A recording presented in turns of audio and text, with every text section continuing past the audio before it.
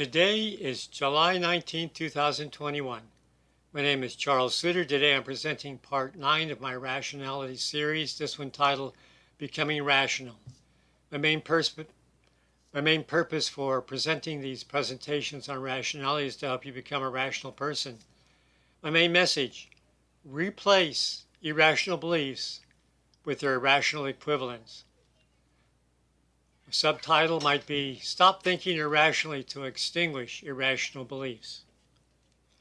The philosophy of rationality starts with the proposition that some beliefs are better than others, because a person's beliefs are the prime driver of their destiny. Beliefs strongly influence a person's self-talk, their emotional feelings, and ultimately their actions. Since all actions have consequences, a person's actions determine their outcomes, which either promote or denote a person's aspirations and desirements. So if a person is living a less than life, it means they're not rationalists, meaning they have a surplus of irrational beliefs, harmful to their well-being, and a deficit of rational beliefs. The cure is simple enough, as these presentations strive to communicate.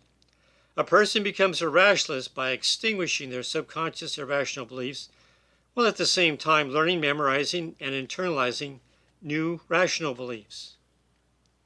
Proposition 1. Here's what rationalists do when their thinking turns negative.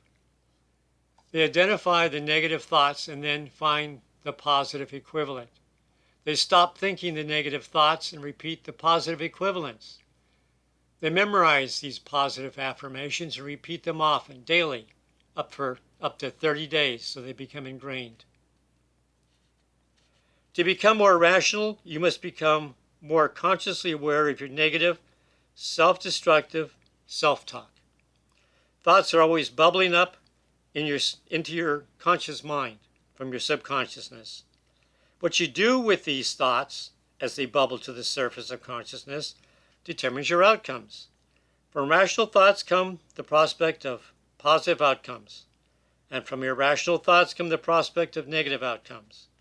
As you assess your day-to-day life, do you have more positive or negative outcomes?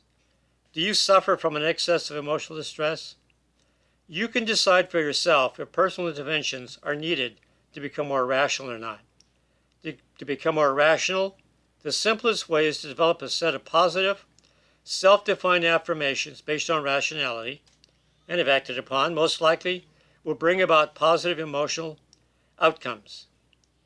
One simple example is this following rational belief: if you want X, then you must do Y to get it. There are no free lunches, and nature is actually neutral, neither for nor against you. Objectively, if you want a particular outcome, you must do what is objectively required to earn it. Proposition 2. Here's what rationalists do when their emotions turn into negative feelings. They decide how they want to feel, and they name the desired feelings. They begin acting as if they were the person with those desired feelings. They begin thinking the positive thoughts that would produce the desired feelings. To become more rational, you must become consciously aware when your emotions turn negative. Often you're not consciously aware of your self-talk, but you definitely feel your emotions, especially the negative ones. Negative emotions are always a sure sign of your rationality. A rational thought, by definition, will never contribute to emotional distress.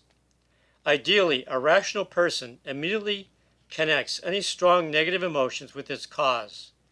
One or more irrational beliefs have been triggered, causing the emotional upsetness. Now, you may not like the results you're getting from a particular situation, but the cause of all your upsetness is not external. The cause is internal. How your beliefs are interpreting the situation. These negative interpretations are directly linked to your irrational beliefs. So the remedy is to spend more time capturing these irrational beliefs behind your negative thoughts and emotions, taking the trouble to write them down before you forget them. Later, when your negative emotions have subsided and during quiet contemplation, define new positive beliefs for yourself to avoid future emotional distress. If your negative self-talk includes such irrational thoughts as, here's an example, he shouldn't have spoken that way to me. I will never forgive him. That's the irrational self-talk. Here would be the irrational equivalent. I didn't like the way he spoke to me. If he does it again, I will tell him his behavior is inappropriate and I will not tolerate it. But I will forgive him for now because I want the power to stop feeling upset about such petty incidences. Objectively, if you want to control your emotions, you must first control your self-talk, forcing yourself to find a positive way of viewing and handling any adverse situation. Proposition 3. Here's what rationalists do when their actions produce negative outcomes. They define what outcomes they want to create for themselves. They define the inputs necessary to produce the outcomes they want, and they begin working to create those necessary inputs so they can get what they want. To become more rational, you must choose your actions wisely so they're focused exclusively on positive outcomes, supportive of your aspirations and ambitions. If you're actively working on personal goals, then you're acting rationally.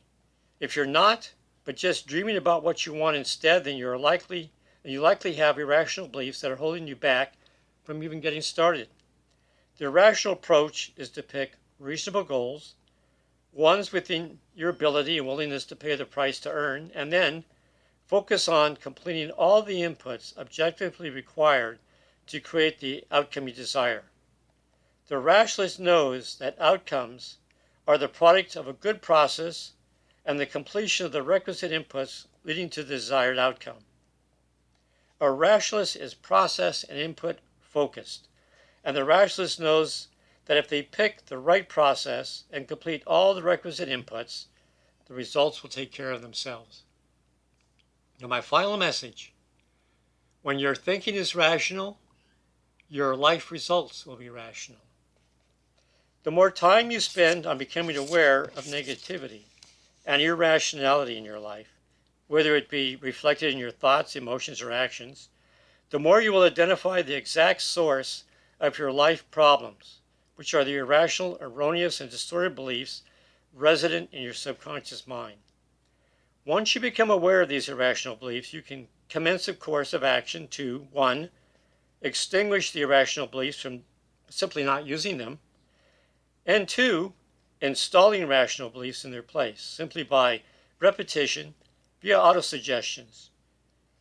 Here's how you use autosuggestions. You simply close your eyes, relax, and repeat positive affirmations of your own choosing. Here's the master default affirmation that every rationalist uses on a regular basis to counter and prevent irrationality. You ready for it? Every day, in every way, I'm becoming more and more a rational person who is unaccepting of negativity in any form, whether it be my thoughts, emotions, and or actions. I only want good outcomes in my life, so I'm resolved to promote positively in all its forms. Use that affirmation, and soon you'll become a rational person. That's all for now. Remember to stay positive. You'll be happier, healthier, and live longer.